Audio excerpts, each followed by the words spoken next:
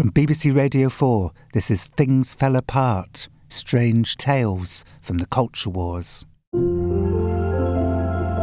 Jon Ronson, a writer living in America, the land where culture wars begin. And by culture wars, I mean the battle for dominance between conflicting values. These wars can obsess us and consume our lives. I was curious to learn how things fell apart, and so I went back in history to find the origin stories, the pebbles thrown in the pond, creating the ripples. This story will end with what has become the most ferocious battle in today's British culture wars, the battle over trans rights and over who counts as a woman. Get her out of here, she is a tard! She is not here in solidarity with anybody! Trans women are women! Trans women are women! I have friends and people I admire on both sides of this battle, and it can feel disconcerting to watch them attack each other in such damaging ways. I wondered if anything illuminating might come from tracing some of the conflict's earliest ripples. She asked, "Are you a woman?" I go, "Yeah." But then she said, "Well, Michigan is for women born women only, and you have to leave." This turns out to be a story about people falling victim to moments of sudden thoughtlessness or cruelty in their personal lives in the 80s and 90s, at school or at home or at a music festival.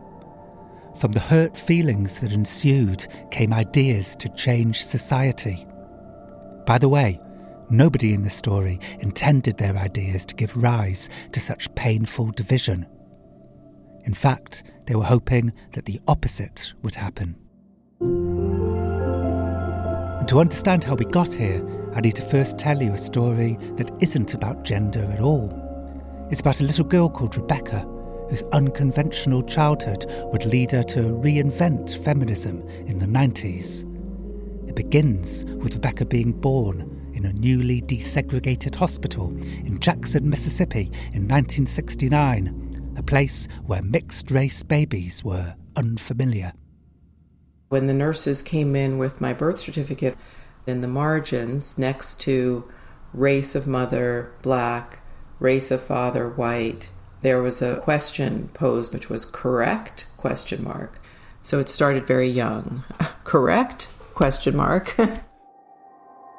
Rebecca's mother was the author Alice Walker, who would go on to write The Colour Purple and win a Pulitzer for it.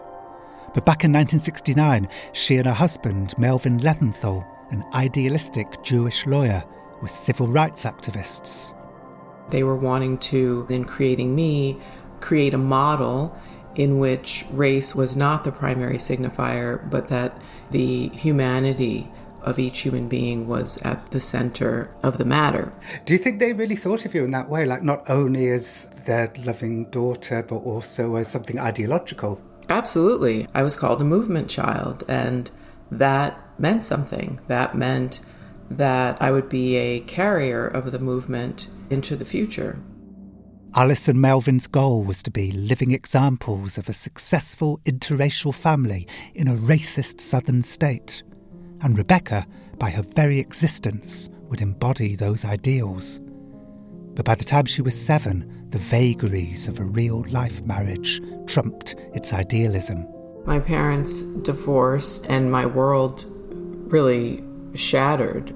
They came up with this crazy custody arrangement. She moved to San Francisco, he moved to Washington, D.C. To the extent that for a time you were living for 2 years with your father in his world, and then for 2 years with your mother in her world, and it was every 2 years that you switched. You could have spent middle school with one and high school with the other, but instead... I began to have a very split existence, and they both ended up going back to their respective cultures. My father married a nice Jewish girl from summer camp, and my mom went back to partnering with an African-American intellectual that she had gone to college with. It was very difficult. Like the time when Rebecca was 8 and in a predominantly white school, and she auditioned for a part in The Wizard of Oz. The teacher had her try out for the lion, Auntie M and the wizard himself before I ended up being cast as the Wicked Witch of the West. I would never have been considered to play Dorothy because I was not white. As a young black girl, I was already thought of in the context of wickedness. I had a very strong crush on a white boy in my class, and he had told one of my friends that he didn't like black girls. And so on the night of the play, I did not invite my mother to come see me. I sort of told her to stay home, that she would make me nervous.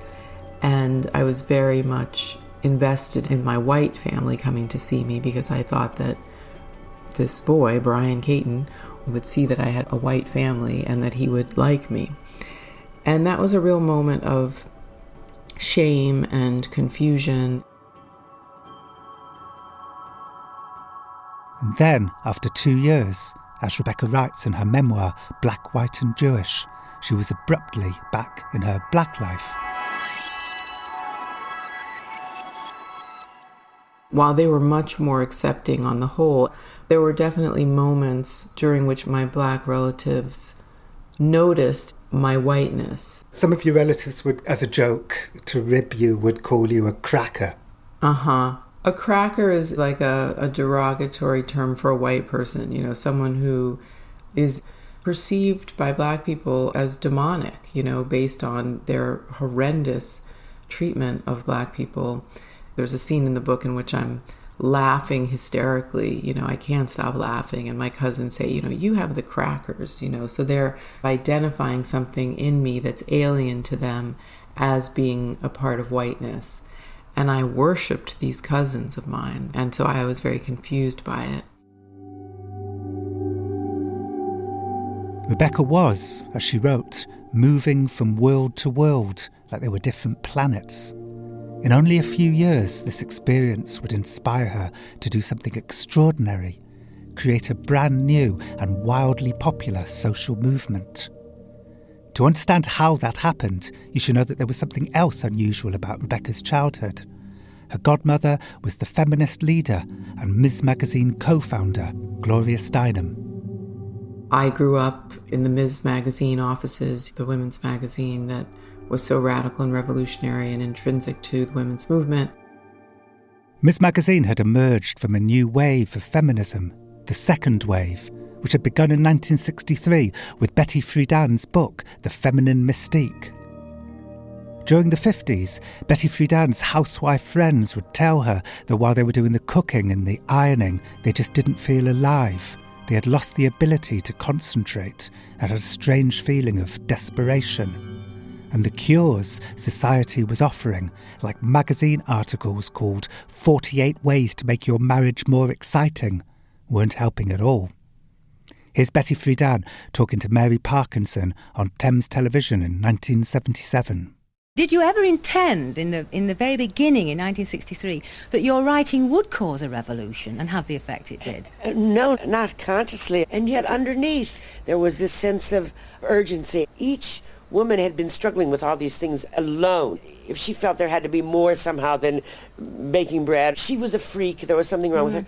But it was like everyone was waiting to have it put into words. By putting those women's unease into words, Betty Friedan started a revolution. Her newly galvanised readers began protesting for change, demanding equal rights, like here in Chicago in 1970. Equal rights to have a job, to have respect, to not be viewed as a piece of meat. They aren't frivolous demands at all. We just want what men have had all these years.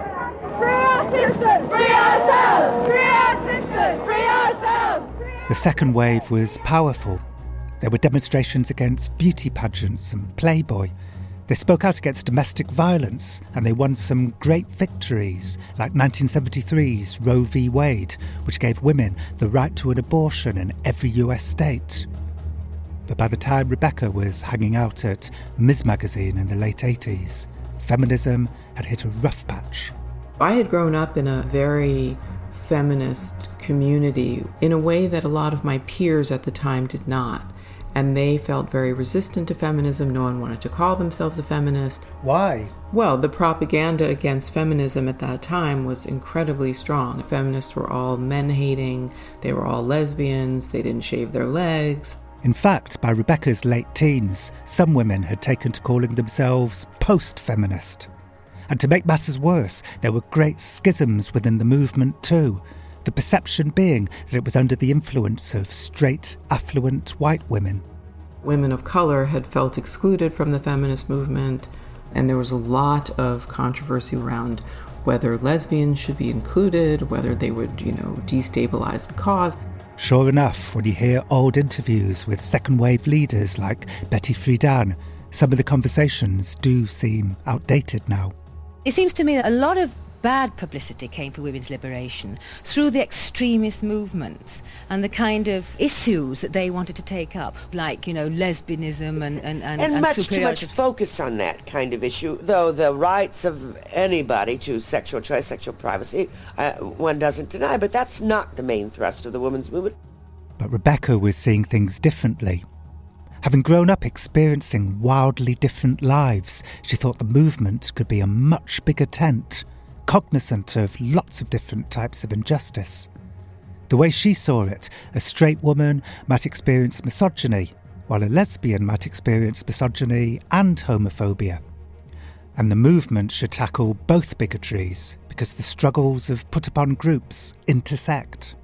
Over at UCLA in California, a law professor, Kimberly Crenshaw, was at that same time coining a term that crystallised the idea. Feminism, both women agreed, should be intersectional.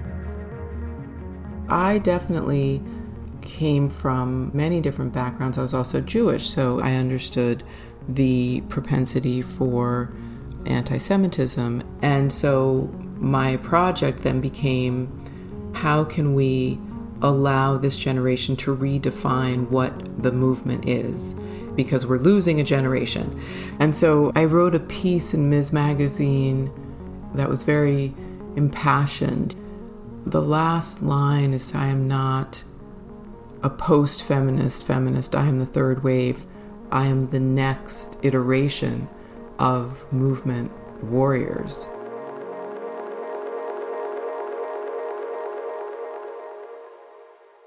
And so it was in 1992, at the age of 21, Rebecca invented a whole new wave of feminism.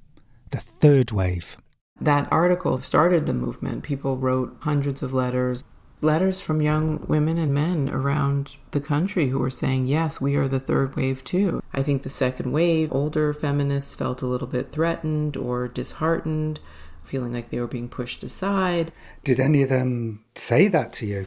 Oh, yeah. There were well-known feminists saying, these young women are practicing matricide. Look, they're killing their mothers. Well, we feel the potential for being made obsolete.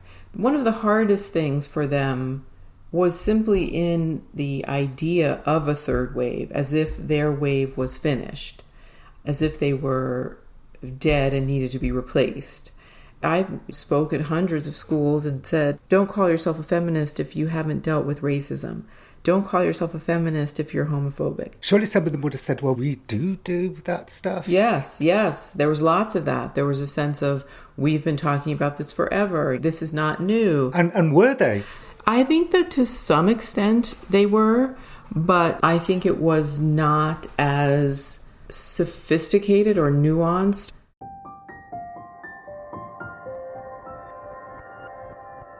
The momentum started right after Rebecca published her essay.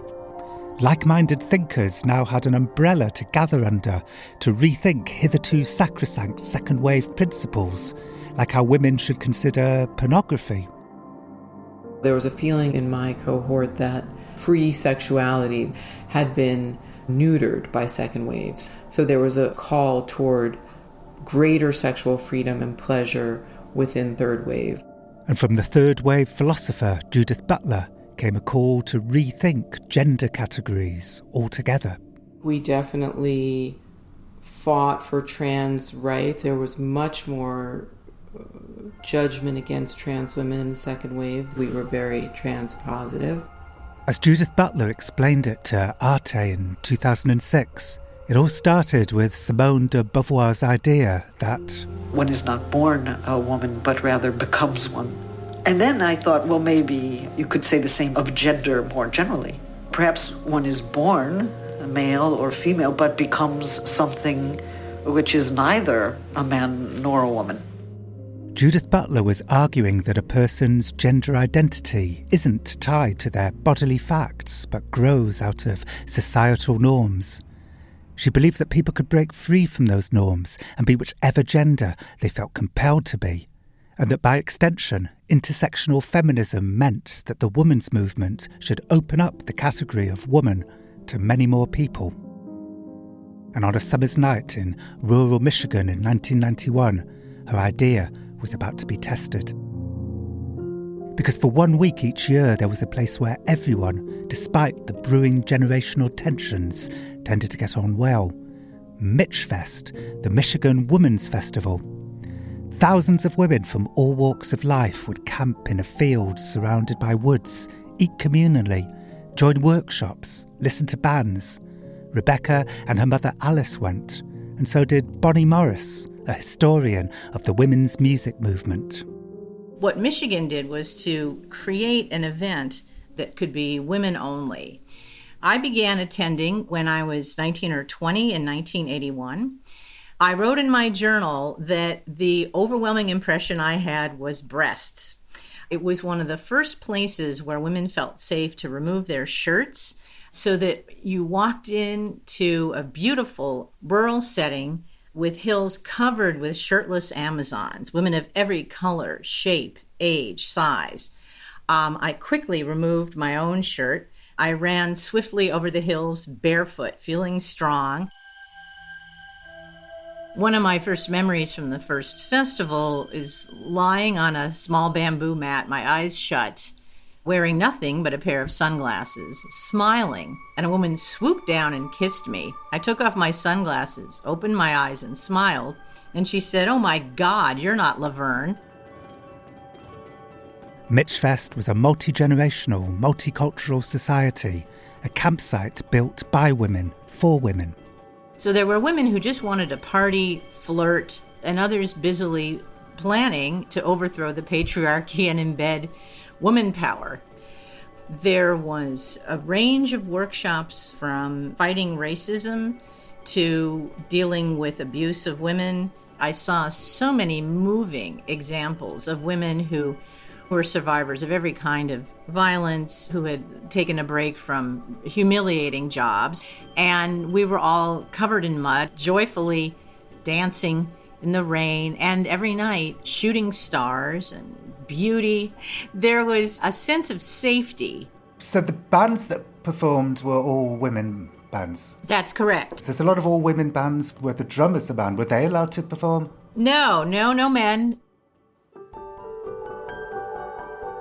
I'm Nancy Burkholder, trans woman. I realized I was trans probably when I was 28 years old.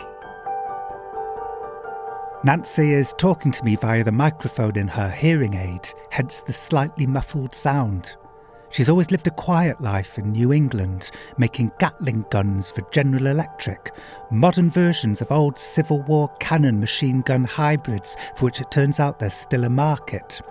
But something happened to Nancy on the first night of Mitchfest 1991 that briefly made her very public. Before we get to that, let me tell you a little more about her. I had been cross-dressing over the years because there was some part of me that needed to see my body as female, and there was no way to suppress that. But I knew that I wasn't a transvestite. I had met a few. They liked being boys. And I hadn't put it to words yet, but I knew that I wasn't necessarily happy being a boy. This is just the anatomy between my legs, and it was a pain in the ass.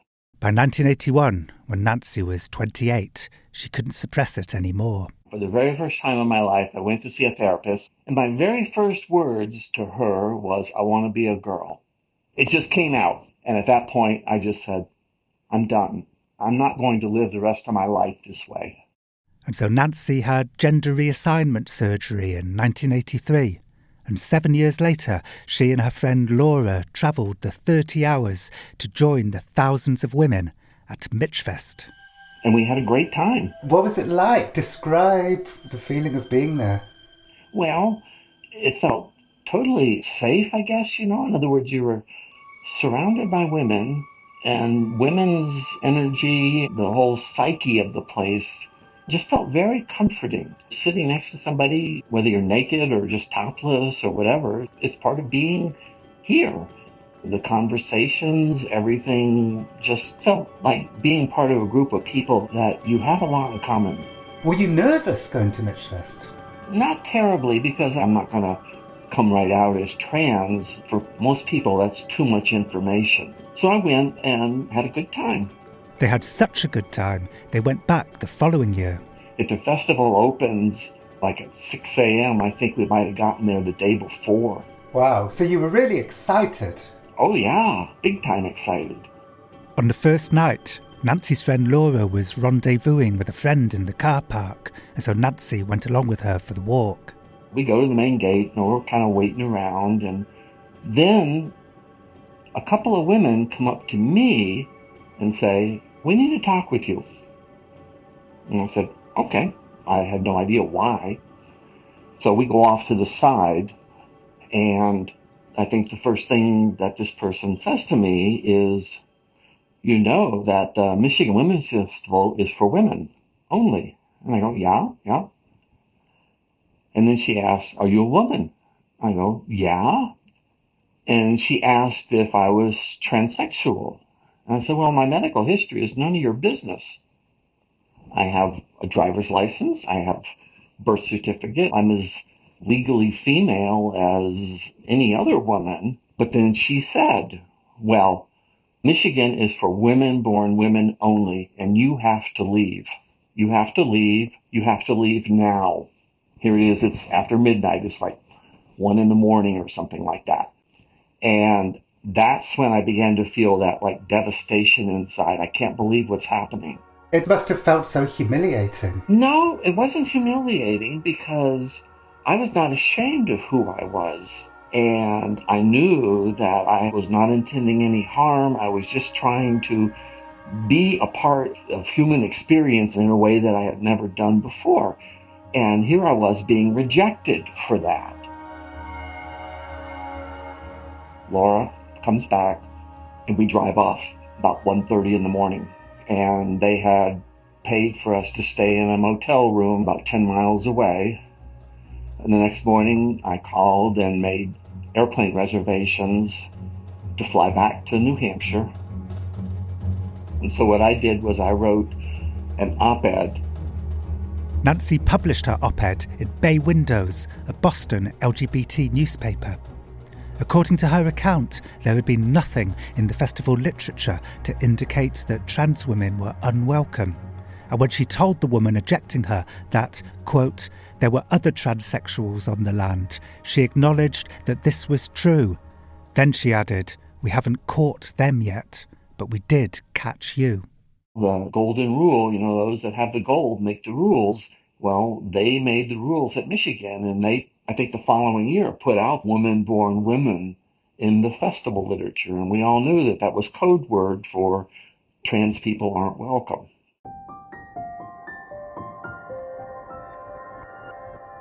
I should tell you that the Mitchfest organisers have said that while the festival was for women born women only, they didn't routinely go around asking people their gender, and Nancy was the only trans woman ever ejected from the land in the history of the festival.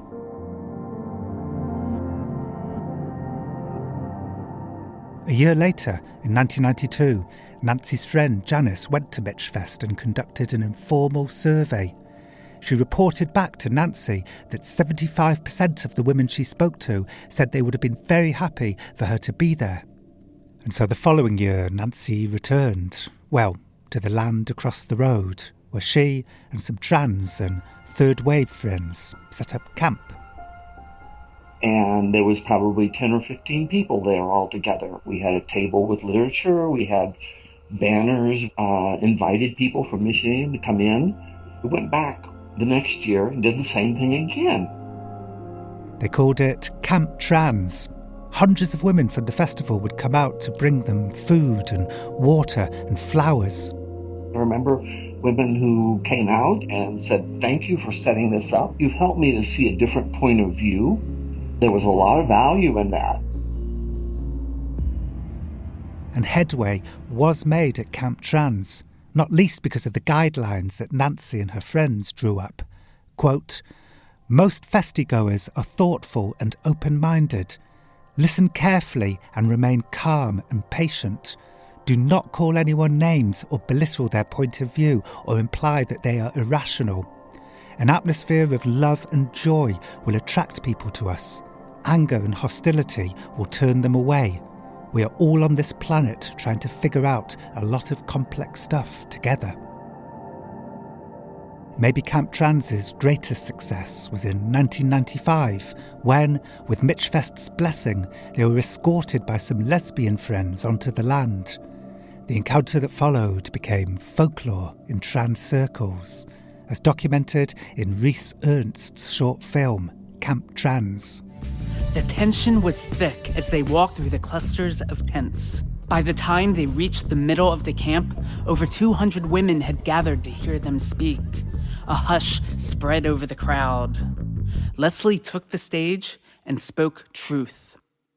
There have always been transsexual women helping to build the women's movement.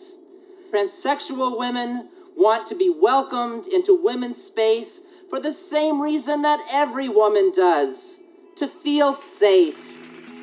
A huge cheer arose from the crowd, and for one night, the members of Camp Trans and Mishfest slept under the same stars. But Nancy wasn't among them that night. She had left Camp Trans a year earlier, partly because of a point of dispute that had been brewing there. Within our own group, there were people who were saying we should be advocating for pre-op transsexuals to be at Michigan. The argument was that trans women like Nancy were privileged. Nancy could afford the surgery. But what about the trans women who couldn't afford it? Shouldn't they be allowed into Mitchfest? And I was not comfortable with that. Just showing up in sensitive women's space with a penis is going to be incredibly disturbing, if you will, to people. The sight of a penis, I think, can be very disconcerting. It is for me. I had one all those years, So there was a point of division, if you will, within our own group. And at that point, that was the last involvement we had. And so, among both the activists at Camp Trans and the attendees at Mitchfest, there had been thoughtful disagreement and dialogue, and maybe something to build from. But you wouldn't know about those nuances from reading about it online today. Just ask the feminist blogger Viv Smythe. I was running a Feminism 101 blog. What year was this? 2008. And Mitchfest got in touch with me to say, will you boost our women's festival event? And I did. And then I got lots of angry emails about the fact that Mitchfest did not allow trans women to attend the festival because it was for women who are born women. So it was a bit embarrassing, and I had a steep learning curve talking to lots of people, including some of the people who were supporters of Mitchfest, and they objected to being called transphobic. Viv says she needed some phrase to describe on her blog those Mitchfest women who had wanted trans women excluded. So she consulted with her private chat group of a dozen women, some intersectional feminists, some radical feminists, and a few trans women. And that's when we ended up coming up with trans exclusionary radical feminist, which was then shortened to TERF. So when you coined that term, it wasn't meant to be an insult, I assume. No, you're quite right. It wasn't. Get her out of here. She is a tard. She's not here in solidarity with anybody. I think the first time I became aware of the term being weaponised was seeing footage. I think it was in London due to the Gender Recognition Act, and there were various protests on either side about that. The conflict was over how trans people should be recognised in UK law. Right now, you need to be over 18 and prove to doctors that you've been living in your preferred gender for 2 years. If they agree to give you a medical diagnosis of gender dysphoria, that's when your birth certificate can be changed. Trans campaigners wanted those hurdles eliminated and instead have the right to simply self-identify. There ended up being a clash and there was violence. It all was very heated indeed.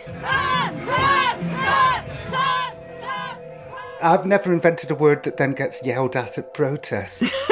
Did it make you feel a bit anxious? I did feel some anxiety because I thought this is not what any of us who were just trying to have a reasonably respectful conversation back in 2008. That's not what any of us wanted to happen with this new word. Mitchfest shut down in 2015, by the way, partly for funding reasons, and partly, Bonnie the historian and Mitchfest devotee says, because of the noise and the boycotts.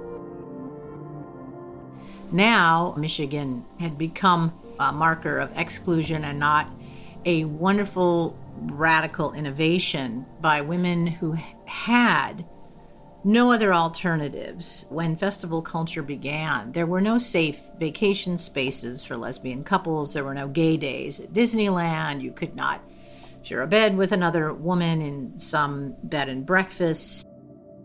These past few years, some people have said that the third wave has been mutating into a fourth wave, led by women who, unlike Rebecca Walker's and my generation, are good at social media.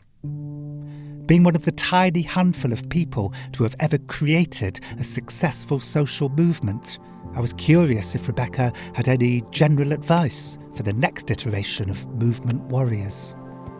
Every social change movement is fundamentally an experiment, and I think that all experiments need to really be rigorously assessed, and if they are creating the outcome that they are intended to create, then we can proceed apace.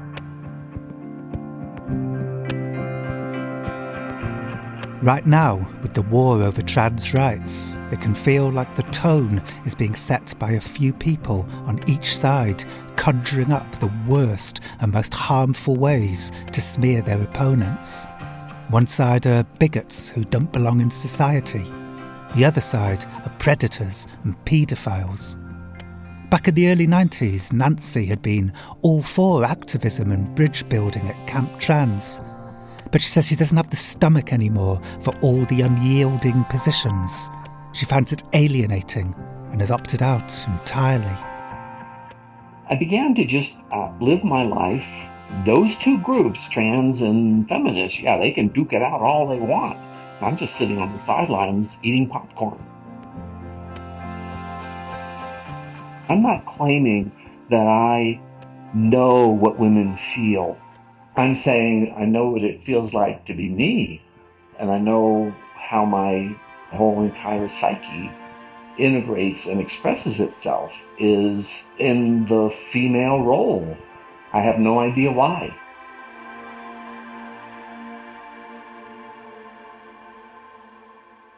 Next time, how a prank played by a Hollywood actor on his friend in 2017 spiralled into horror and threw oil on an already smouldering culture war. Things Fell Apart was written and presented by me, Jon Ronson, and produced by Sarah Shebia. The music was composed by Phil Channel. The programme was mixed by Bob Nettles. The editor was Philip Sellers. It's a BBC audio production for BBC Radio 4 and BBC Sounds.